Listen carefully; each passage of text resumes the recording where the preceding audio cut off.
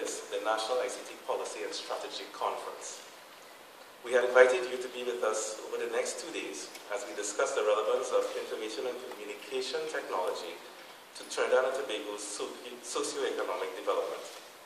This focus is reflected in the theme of the conference, which is entitled Leveraging ICT for Social and Economic Development. As you are aware, the government of the Republic of Trinidad and Tobago, through iGovTT, has embarked on the development of a second 5-year national ICT plan entitled Smart TT. The title Smart TT speaks to government focus to make intelligent use of technology, our technology resources, and above all, our people to foster economic prosperity and positive society development. Over the last year, iGovTT, in collaboration with the e-Business Roundtable and under the Ministry of Science, Technology and Tertiary Education, has been focused on the finalization of the National ICT Plan, utilizing input received through a number of public consultations on the plan held for that purpose. This National ICT Policy and Strategy Conference marks the final stop in that journey as we present the results of these consultations to date and seek final comments before submission of the document for government's consideration. Over the next 2 days, we intend to expose you to the details of the updated National ICT Plan as informed by these public consultations. You will have the opportunity to ask questions, gain clarification on the information presented within the thematic sessions over the next 2 days. Additionally, we have invited various ministries and state agencies to provide us with their insight on the ICT initiatives they are currently pursuing. This with a view towards practically demonstrating government's thrust in applying ICTs for effecting the needed change, as well as underscoring the immediacy, relevance, and impact of ICT use and adoption within government and the wider population. Over the next 2 days, we will also look to the rest of the Caribbean to understand their perspectives on ICT-enabled development, as well as discuss how Caribbean nations can assist each other with their individual ICT agendas. These discussions are scheduled for tomorrow's plenary sessions. At this time, I think it's appropriate that we acknowledge the Minister of Tertiary Education and Skills Training, the Honorable Fazal Karim, for his work in overseeing the consultation exercises, even as we now embrace our new line minister, Dr. the Honorable Rupert Griffith, who we are confident will spearhead the operationalization of the new ICT plan, Smart TT. We also extend our gratitude to the esteemed speakers and presenters who have agreed to join us at this conference, as well as you, the public. Your presence here affirms the value that we place on ICT as the key enabler for development. We look forward to the lively discussions and interactions throughout the day and a greater understanding by all of our aims for this country. With that in mind, I welcome to the podium Mr. Ronald Hines, who will bring remarks on behalf of the e-Business Roundtable.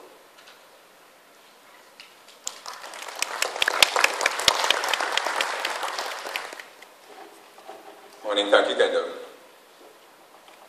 Minister of Science, Technology, Dr. the Honorable Rupert Griffith, Permanent Secretaries, Chairman of iGovTT, Atiba Philip, and I want to recognize as well members of the board of iGovTT, Acting CEO of iGovTT, Mr. Kendall Tull, distinguished speakers, especially invited guests, members of the media, ladies and gentlemen, good morning to you all. I'm honored to be given the opportunity to deliver these remarks on behalf of the e-Business Roundtable on yet what is another milestone in the development of the nation's second National ICT Plan. For those of you who may be unaware, the e-Business Roundtable was actually born out of the first National ICT Strategic Plan launched back in 2003.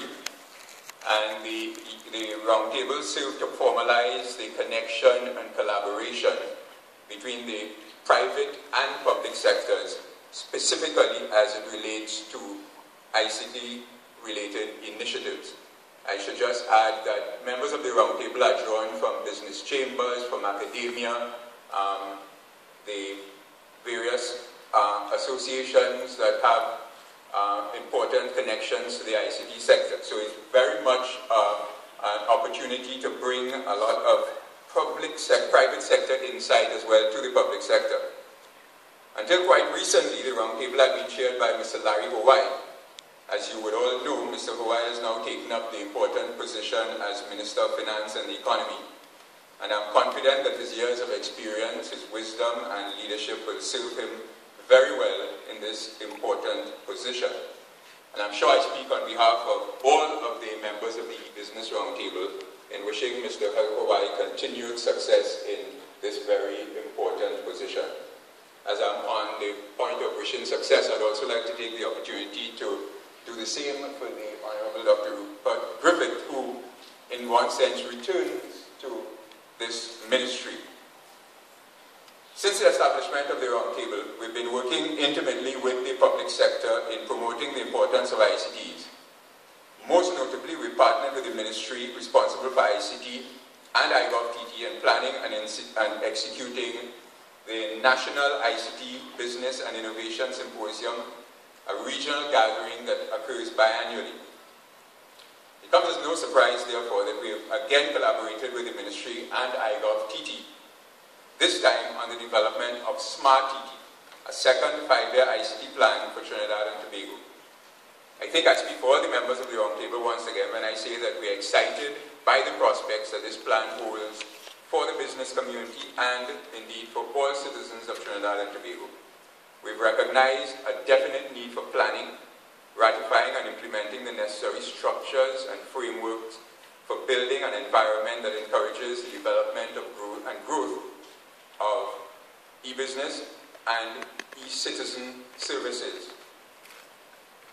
The E-Business Roundtable is a strong advocate for the establishment of sound government policies that demonstrate clear movement toward making Trinidad and Tobago a visible player on the global stage. In recognizing that the government's role can in fact only be facilitatory, we in turn want to encourage and ask all of the aspiring entrepreneurs and all of the people assembled in meetings like this to lend your voice and hand to help to shape the creation of the environment that we think is necessary and conducive to the kind of development that I think we would all want to see. And so we are actually asking you all to grab the opportunity represented by this plan, both in its formulation and then later in its execution, to make Trinidad and Tobago what I think we would all want it to be. So regardless of whether your primary interests lie in social, economic, legislative, environmental, or any other area, discussion will continue to be dominant as the best avenue for finding solutions or consensus on many of these burning issues. This conference, and in fact the entire development course for the National ICT Plan thus far, has been approached in a way consistent with open and continuous feedback and discussion, and important face-to-face consultations. As Kendall said a few minutes ago, this actually is the last meeting before the plan is finally presented to the government that been part of a pretty extensive consultative process where many people were invited and many people were involved. So treating with the expansion and advancement of ICT as both a sector in itself and as an enabler of other sectors and industries is absolutely essential for Trinidad and Tobago's competitiveness as a nation. The success of the National ICT Plan, therefore, partly lies in creating more comprehensive, accessible, and easily available infrastructure and options for e-business and e-commerce development. This allows local enterprises to be able to compete more effectively, as well as preparing a market for overseas, so that to new markets for the Caribbean region and beyond. Only this morning I was hearing a report of the Minister of Trade talking about the difficulty of doing Trinidad in business in Trinidad is marked by our rankings as it relates to customs. I just use that as a jump-off point to make the statement that fixing and repairing many of those areas, ICT has a significant role to play in actually improving our competitiveness all around. So, we expect to see a proliferation of services, of innovative products, business models and processes coming out of this meeting and out of the plan that we major improvements in the way that firms do business with the government, citizens, and in fact with other businesses. We expect that Trinidad and Tobago will become a regional ICT hub, of ICT-based activity, and we look forward to the development of a sustainable economy that redounds to the benefit of all within our borders. We are confident that Trinidad and Tobago will build the knowledge economy that it desires. While we will take much more than 5 years to accomplish this, I firmly believe that as we continue with discussions and a focused determination, we will get there. Having said this, I'd like to thank the Ministry and IGovTT for consistently engaging the Roundtable for our recommendations and advice on the direction of ICT development within the country. We consider it a very rewarding partnership, and we are deeply inspired by government's interests and continued commitment to advancing the local digital economy.